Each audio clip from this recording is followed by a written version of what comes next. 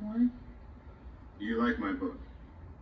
Liked? I loved all your work.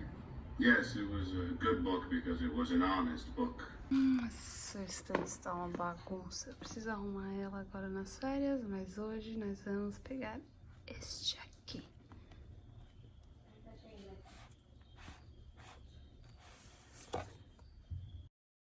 Vamos lá.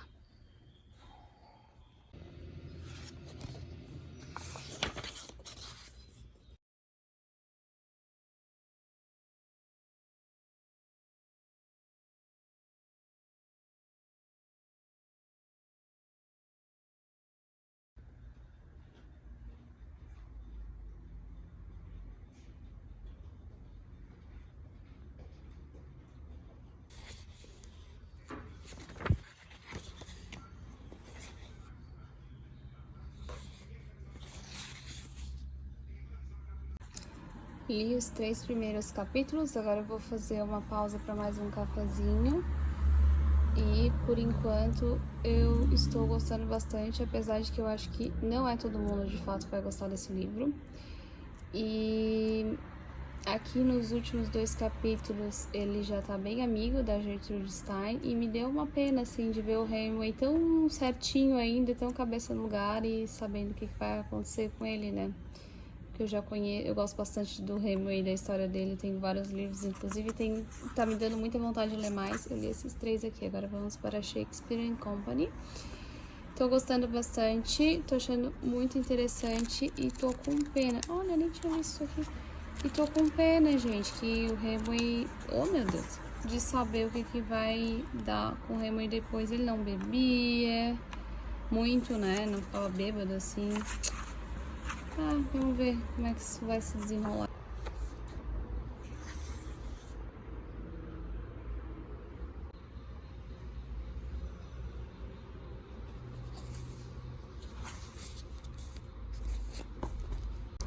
Li mais 4 capítulos, eu tô adorando. A escrita é muito fluida. Tô com vontade de ler absolutamente tudo do Hemingway. E tô engraçado que eu vou lendo e ele me transporta lá pra Paris dessa época. É muito bom esse livro, tô adorando. E vou continuar mais um pouquinho agora.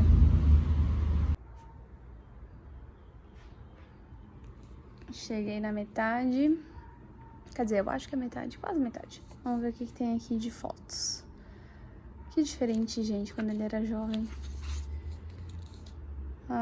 A primeira esposa, a Gertrude, a Sylvia Beach do Shakespeare & Company, a Liana Shakespeare & Company, a Adrienne também era outra que tinha uma livraria na mesma rua. Aqui temos o Ezra Pound, James Joyce, Ford Madox Ford, John Keane e o Ezra... tá, que tá aqui então, sentado. Hemingway e o primeiro filho, a família Fitzgerald e o Hemingway no final dos anos 20.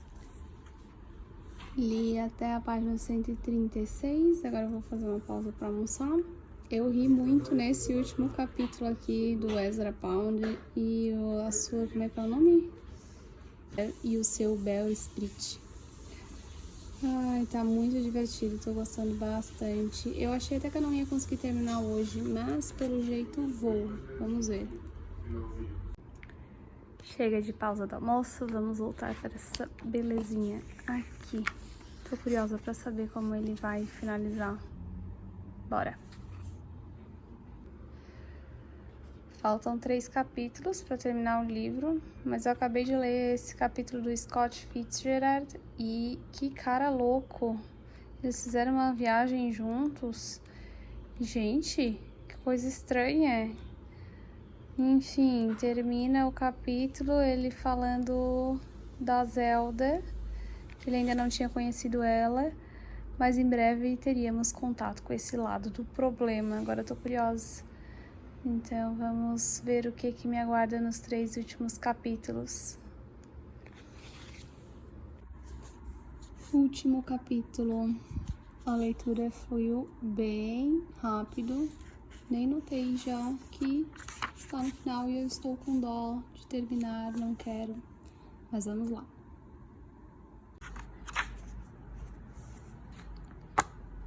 Acabou-se. Adorei, mas dá muita dó no final. Mas eu já tava meio que esperando, né? Eu já conheço a vida do Hemingway. Já sabia que ia acontecer, né? Ele não teve só uma esposa. Ele foi um belo de um fanfarrão. Mas a gente dá dó. Foi bonito aqui o final, como ele escreveu. Agora eu vou... Nossa, dá vontade de tirar tanto livro da minha estante. Vou ver o que eu vou fazer agora, que dá vontade de ler absolutamente tudo do Hemingway. Dá vontade de ler absolutamente tudo que eu tenho sobre as coisas que ele cita aqui. E agora eu vou ter que sair, mas à noite eu acho que eu vou ver Meia-Noite em Paris. Deu vontade de assistir. E acho que amanhã de manhã, então, eu vou gravar sobre o que eu achei do livro. Apesar de que já adianto de que eu gostei muito. Mas vamos conversar um pouquinho mais sobre, então, Paris é uma festa. Eu sabia que ler Paris é uma festa ia me dar um probleminha, porque agora eu quero ler este aqui. Quero ler estes dois.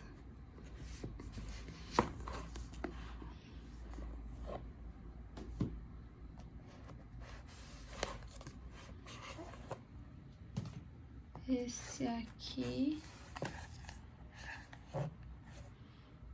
E esse aqui também. Mas eu vou só dar uma olhadinha. Vou tirar da estante pra eu dar uma folhada neles. Então, tirei esses livros aqui da estante, depois de Paris é uma festa. Este aqui já está na minha lista para 2024, então eu vou ler de qualquer forma. E esses aqui, esse aqui eu já li, só deixei aqui porque vou ver se de repente quando eu fizer o vídeo amanhã comentando do livro, eu comento alguma coisa desses pra vocês também. Ainda não sei como é que eu vou fazer, mas separei, vai que...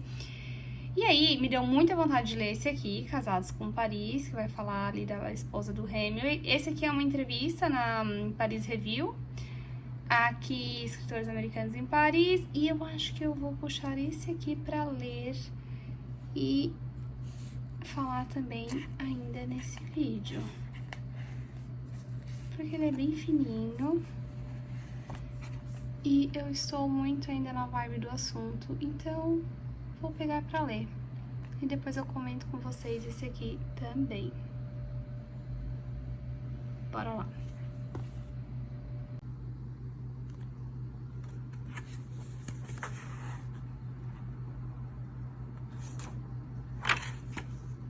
Comprei em sebo. Paguei R$10. O livro está novíssimo.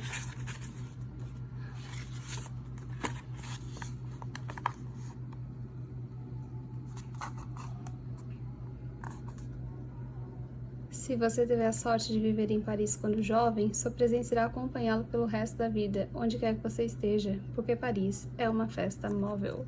Ernest Hemingway em Carta a um Amigo, em 1950. Vamos ler então aqui sobre a festa móvel. Ó, já começa falando do filme. Acho que eu vou assistir hoje ele mesmo. Hey, come on, I didn't hear you. What? Hey, come on, guys. Yeah, get in the car. Tô quase finalizando. Bora terminar isso aqui ainda hoje. Onde é que eu tô? Tô aqui. Terminei a leitura deste aqui. E agora eu tô com vontade de dar uma olhadinha nesses dois aqui, ó. Não sei. Bom, vou dar só uma folhada e depois eu... Mas eu acho que eu vou falar só sobre esses dois. Já tem bastante coisa pra falar. Acho que o vídeo já vai ficar bem longo. Vou tentar ser breve, o que é difícil, mas eu vou tentar.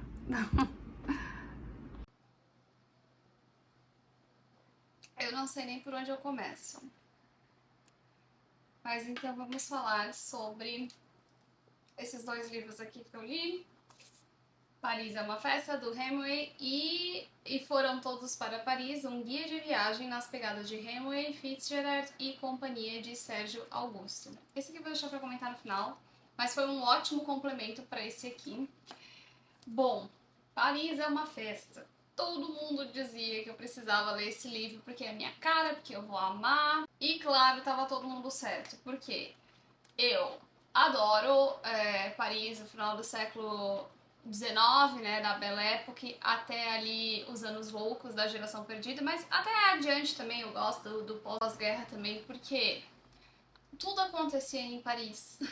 Tudo, o burburinho, os escritores, os pintores, tudo que saía de arte saía de Paris. Ali era o centro da coisa, né, o cerne da coisa. Então, sei lá, alguma coisa que me chamou muita atenção. Nem sei explicar bem por quê, porque sinceramente do expressionismo pra frente eu não sou fã. Não gosto muito de arte cubista, surrealista e abstrata, enfim. Mas, em contrapartida, eu gosto muito desta época. Eu gosto muito de saber como que foi aquela época, dá uma impressão de que era algo muito interessante. Já começando ali na Belle Époque, né, e indo adiante, eu acabo engatando uma coisa na outra, mas tem a Primeira Guerra ali entre elas, né, de qualquer forma, e aí vem a Geração Perdida, que é ali na década de 20. Eu gosto muito dessa época, então, e eu gosto muito de livros de memórias, de biografias, autobiografias, gosto muito desse tipo de livro. De novo, por causa da curiosidade que eu tenho de saber sobre como essas pessoas que foram notáveis de algum jeito, tanto para bem quanto para mal, como que era a vida delas, assim, né? Isso me interessa muito. E também Hemingway. Gente, a escrita dele, o primeiro, eu só li O Velho e o Mar e Paris é uma Festa dele.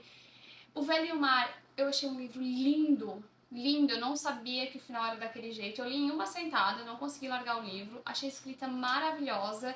E a partir dali, eu acho que eu já posso dizer que Hemingway é um dos meus escritores favoritos. Inclusive agora, com Paris é uma Festa, eu só li esses dois livros dele. Mesmo assim, eu já acho que ele é um dos meus escritores favoritos. E agora eu quero ler absolutamente tudo do Hemingway. Eu saí botando todos os livros dele na minha lista de desejos. E não só dele, como do Fitzgerald também. E, enfim, é um livro muito legal para quem gosta de memórias e para quem gosta dessa época, conhece os escritores e tudo mais. Então, eu amei. Então, óbvio que pra mim foi um prato cheio.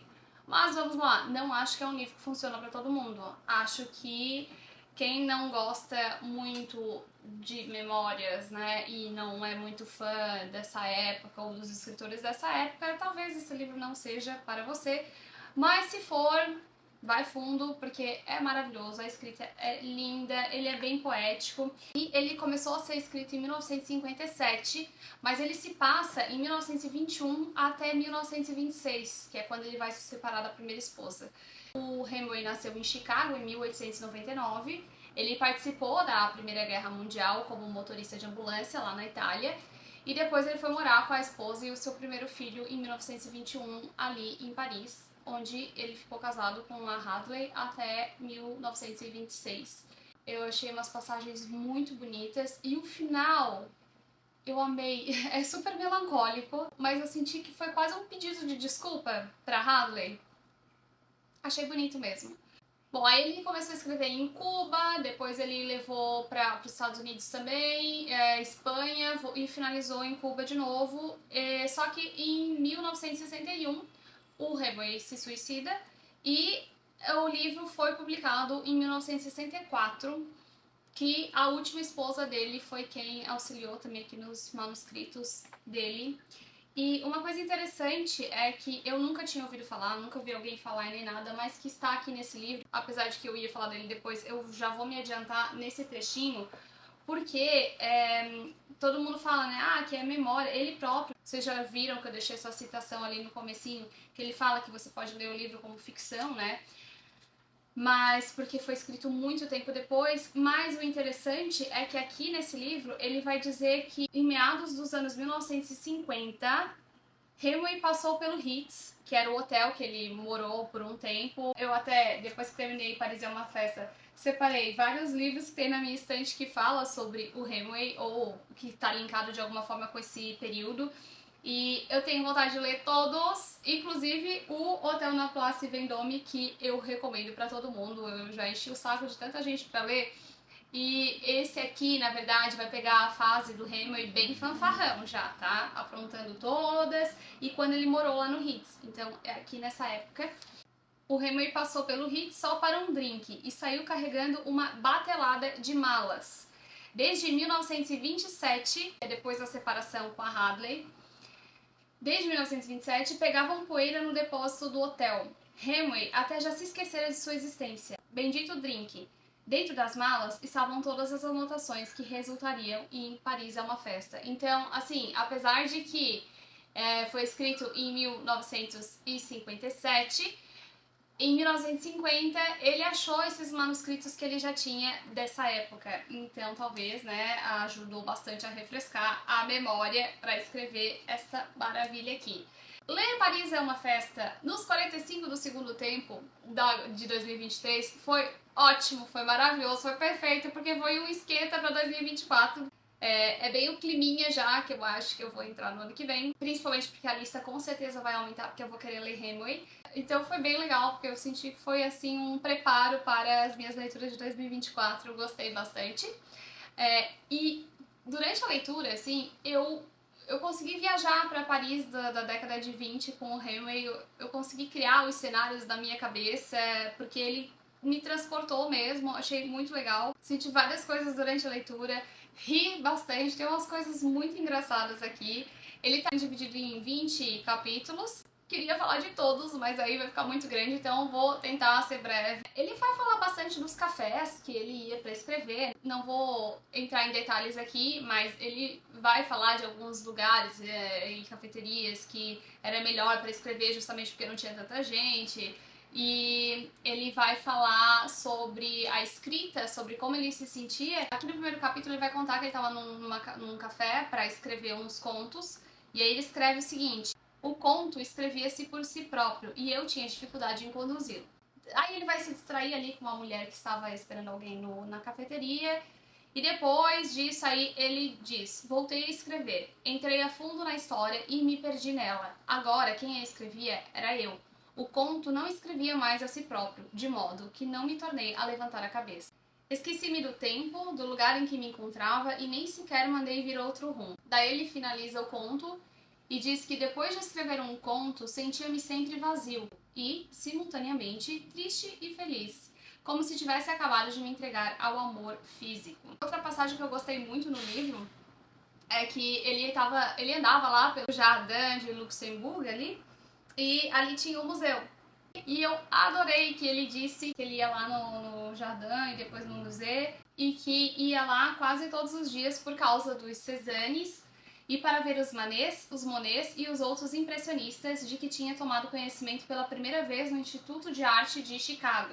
Estava aprendendo com a pintura de Cézanne algo que tornava as frases simples e verdadeiras que eu escrevia coisa muito aquém das dimensões que pretendia dar a meus contos.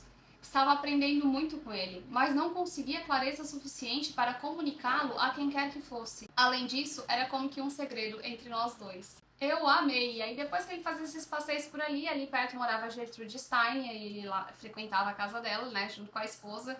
Aí a esposa era sempre recepcionada pela Alice, porque a Gertrude só falava com os figurões, né, quem tratava das esposas era a Alice, achei isso engraçado. E aí tem vários diálogos aqui com a Gertrude que eu achei meio estranho até, mas ok. E aí uma coisa que eu não sabia era como o termo geração perdida tinha sido criado, né? E quem levou esse nome pra frente, né, geração perdida, foi a Gertrude Stein, que a caminhonete dela tinha estragado, ela tinha levado pra arrumar.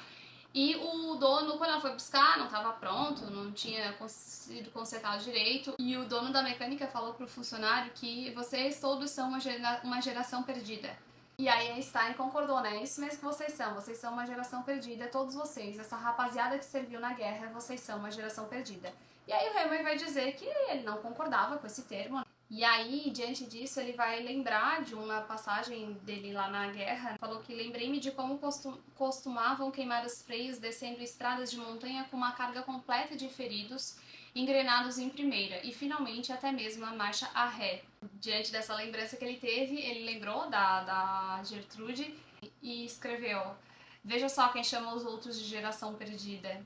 E ele fala que conclui que todas as gerações eram perdidas. Por alguma razão, sempre tinham sido e sempre haveriam de ser. E aí eu vou voltar aqui na introdução do Luiz Antônio Aguiar, que ele vai falar sobre essa questão da geração perdida, e muito da ingenuidade e da esperança no futuro, toda a confiança depositada na virada para o século XX, ficar enterrada, junto com a Belle Époque, no lamaçal das trincheiras da Primeira Guerra.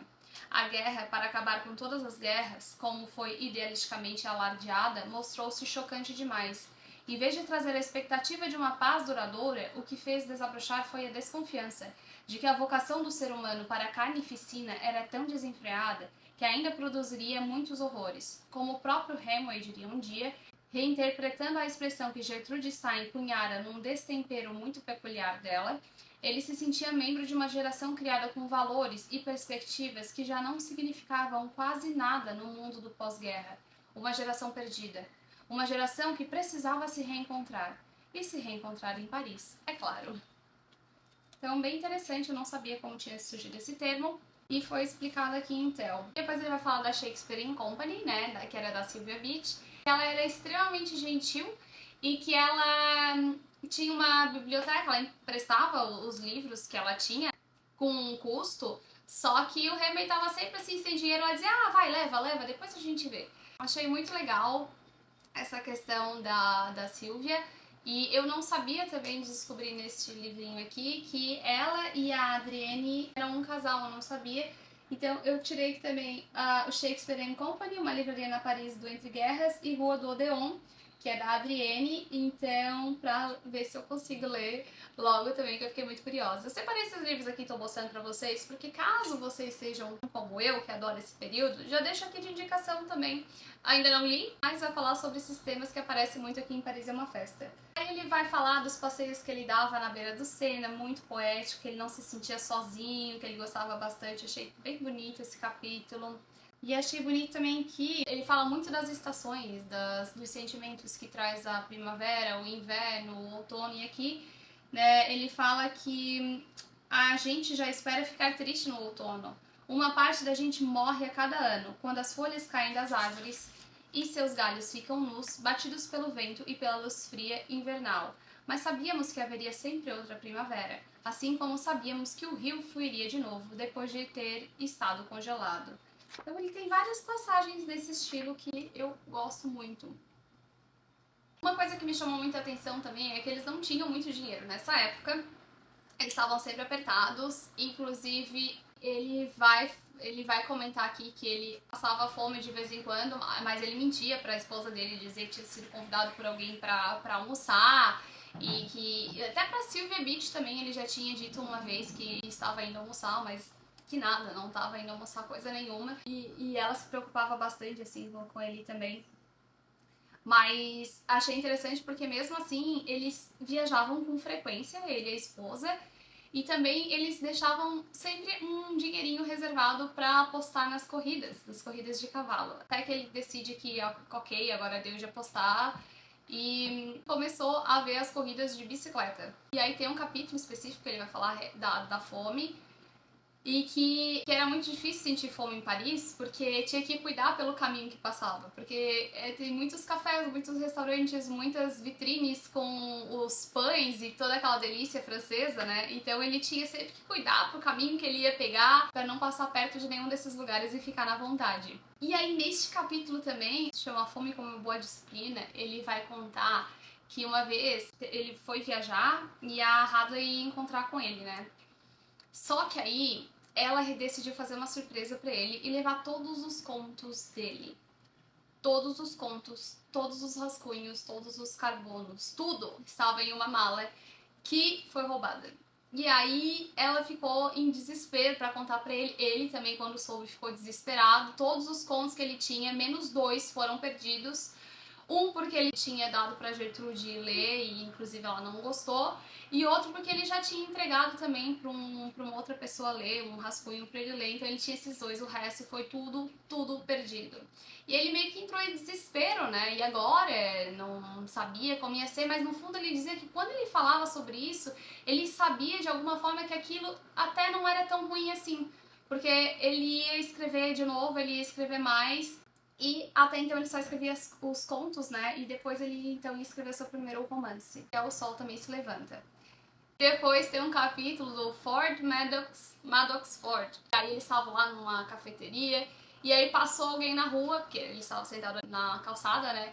E aí passou um cara e o Maddox disse pra ele que era um escritor tal ali. Dele, nossa, né? Que legal, tal. Aí nisso ele foi embora, passou, depois sentou outra pessoa ali do lado dele. Aí quando o cara voltou, aí ele falou, aquele ali é o fulano de tal. Daí o cara assim, tá maluco? Ele não é esse cara. Ele é super conhecido por ser satanista e não sei o quê. E aí depois ele fala muito do Ezra Pound.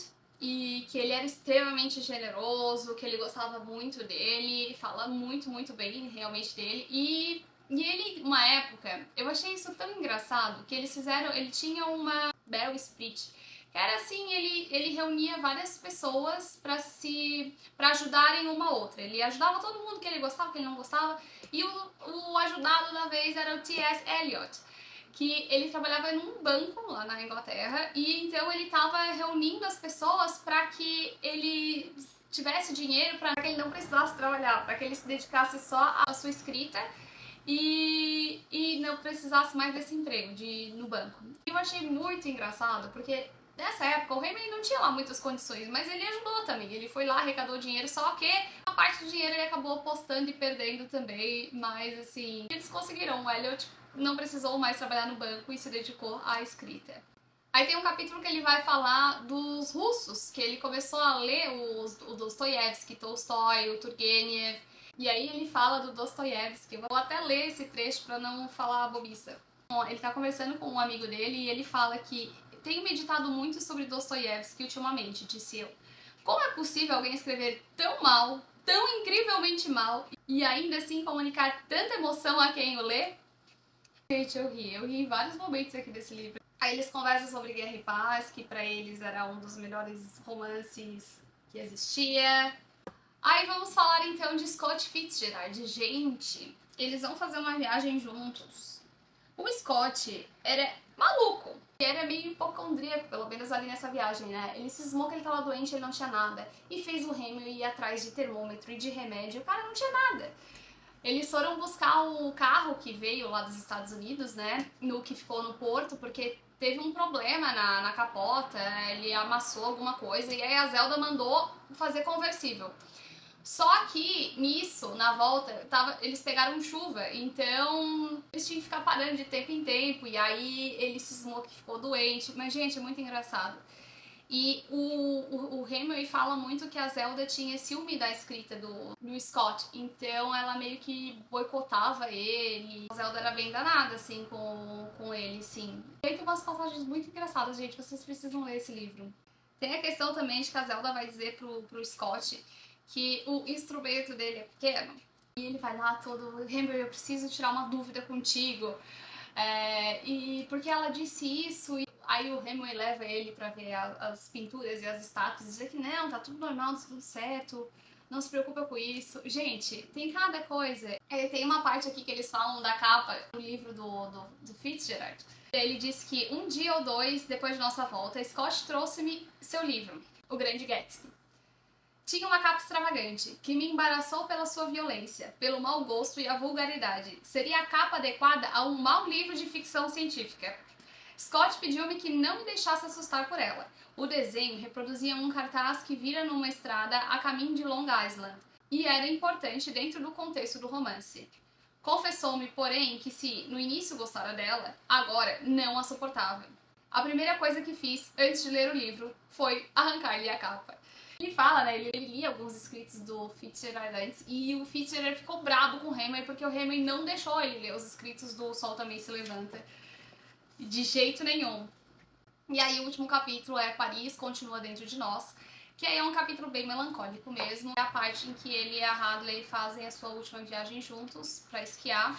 E era algo que eles tinham bastante sintonia, eles gostavam bastante, mas ele acabou se apaixonando por outra mulher. Ele meio que coloca a desculpa de pessoas que ele foi conhecendo e que um muito amigo que apresentou. Eu desconfio que seja um casal que tá aqui nesse livro, mas eu não tenho certeza, ele não fala quem é, né? Mas eu fiquei com essa pulga atrás da orelha, eu achei que encaixou esse final com esse final, mas, né, não sei, não faço ideia. A fonte é vozes da minha cabeça, então, né, não vou falar muito sobre isso. E aí eu fiquei com pena porque aqui nesse livro, né, como ainda é o comecinho da carreira do Hemingway, eles eram um casal felizes, eles se davam muito bem juntos, eles tiveram uma história muito bonita, só que aí ele foi ficando famoso, foi dando certo, e aí ele foi conhecendo mais pessoas e ele acabou se apaixonando por outra mulher, que inclusive era amiga da Hadley.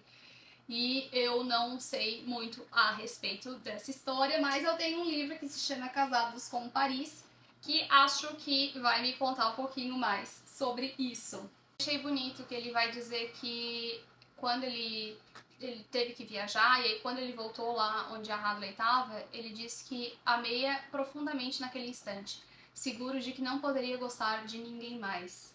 Depois, quando ficamos sozinhos, passamos momentos de mágico enlevo. Voltei a trabalhar com afinco, fazíamos belas excursões e acreditei que estávamos invulneráveis outra vez. Mas bastou largarmos as montanhas e regressarmos a Paris no fim da primavera para que a outra coisa recomeçasse.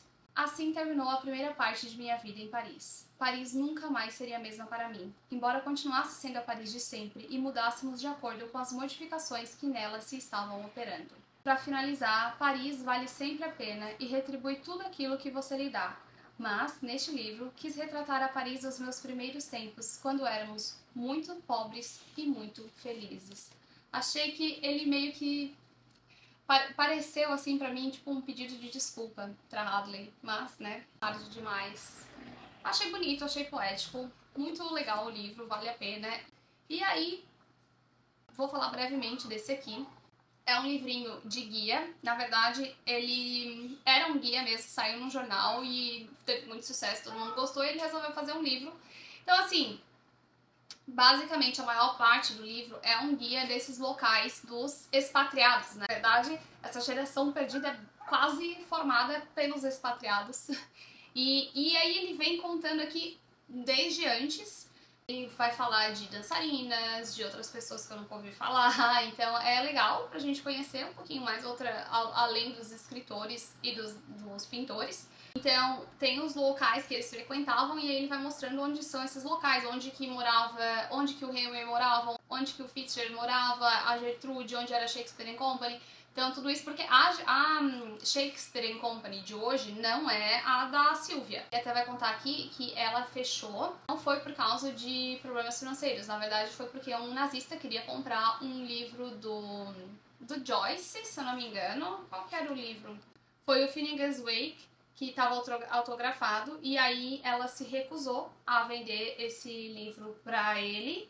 E o soldado ameaçou confiscar tudo da loja. Então ela se apressou para salvar todo o estoque dela num local seguro e fechou a loja definitivamente. Isso foi em 1941. Então essa que tem hoje foi fundada com esse nome e depois ele colocou Shakespeare Company e tal, mas enfim, não vem ao caso aqui nesse vídeo. Aqui, nesse livro também, ele vai contar que de uma longa e apaixonada descrição dos jardins, Faulkner extraiu o clímax do romance Santuário. Já o Hemingway preferia os pombos da fonte Médicis. Se não havia alguém por perto, pegava um para comer.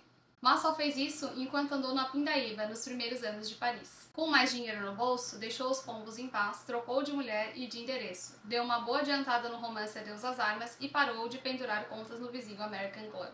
E aqui nesse livro, o primeiro expatriado dessa turminha ali dos anos 20 foi o Leo Stein, que era o irmão da Gertrude, que foi em 1903. E em setembro daquele ano, a Gertrude mudou-se para o apartamento parisiense do irmão. Antes de a década terminar, ela já tinha enriquecido suas paredes com quadros de Renoir, Cézanne, Gauguin, Picasso e Matisse, servido de modelo para os dois últimos, conhecido a Alice Toklas e escrito 2 livros. A América é minha pátria e Paris, meu lar, dizia. E aqui ele vai fazer uma citação do que está lá em Paris é uma festa. Seu apartamento era um museu, com a vantagem de haver uma enorme lareira que nos proporcionava calor e conforto maravilhoso, Hemingway. E aí ele fala do Faulkner, do Henry James, dos Fitzgerald, da Zelda, teve problemas com bebida, né? Mas eu vou focar mais aqui na parte do Hemingway.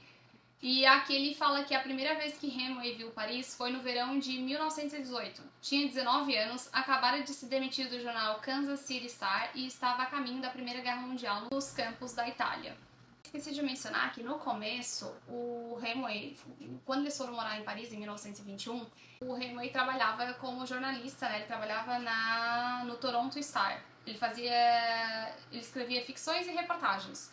E aí, nesse período, a Hadley também tinha um dinheiro de família e ajudava a sustentar eles lá também. Aí depois ele decide se demitir e se dedicar à sua escrita, né? Aí eles passam um bom tempinho no aperto mesmo, até de fato ele escrever o primeiro romance, que é O Sol Também Se Levanta. E aí, olha só, aqui ele vai dizer que o Hemingway tentou aplacar a culpa de tê-la trocado por Pauline, dedicando-lhe O Sol Também Se Levanta e passando os direitos autorais sobre o romance para o nome dela, da Hadley, a primeira esposa. Se não fosse você, eu não teria escrito, explicou-lhe num bilhete. O tempo demonstrou que Hadley teve a melhor das compensações. O Sol Também Se Levanta vendeu uma fábula.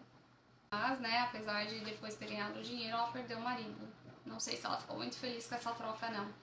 Aqui ele ainda vai falar do Paris Review, quando o Hemingway deu a entrevista para Paris Review, que eu tenho essa entrevista aqui neste livro. O dono da revista era o Plimpton. Uma parte da entrevista foi em Madrid, a outra foi em Cuba. Ainda não li a entrevista, mas lerei em breve, é bem curtinha. Aí aqui, ó, no final desse livro aqui, ele vai falar de um casal que eu fiquei com a pulga atrás da orelha, mas eu não sei dizer exatamente que seriam os Murphys. E ele vai contar que esse casal serviu de inspiração para o Suave é a Noite do Fitzgerald. E era um casal que dava muitas festas ali pra eles na época, então eu desconfio deles. Inclusive, o Hemingway também se inspirou neles para criar o casal David e Catherine Bourne de O Jardim do Éden, postumamente publicado em 1986. E aí, pra finalizar, porque esse vídeo já tá longo demais, eu vou ler aqui um trechinho pra vocês conhecerem, porque aqui a gente tá falando do Hemingway do começo, né? Ele não ficava bêbado como ele ficava depois, era um Hemingway mais controlado, apesar de que ele já tinha um temperamento meio explosivo, mas ele não bebia tanto ainda, não ficava bêbado como ele ficava mais pra frente. E só pra vocês conhecerem um pouquinho desse Hemingway fanfarrão, até brinco, ele é o meu fanfarrão favorito, olha só isso. Em 26 de agosto de 1944, estamos ali no finalzinho da Segunda Guerra Mundial, o Hemingway saltou de um jipe diante do número 18 da Rua do Odeon, que é onde tinha a Shakespeare Company, né? Que era onde a Beat e a Monnier mantinham seus apartamentos, onde elas moravam. Estava fardado e trazia no ombro uma metralhadora. Havia manchas de sangue em seu uniforme. O encontro com Beat na calçada foi cinematográfico. "O que posso fazer por você, Adrienne?" perguntou Hemingway. "Vê se dá um jeito nos franco-atiradores nazistas, tocaiados no telhado da gente", sugeriu Beat. E lá se foi o façanhudo Papá, era o apelido dele, com seus homens caçar nazistas nos telhados da Rua do Odeon.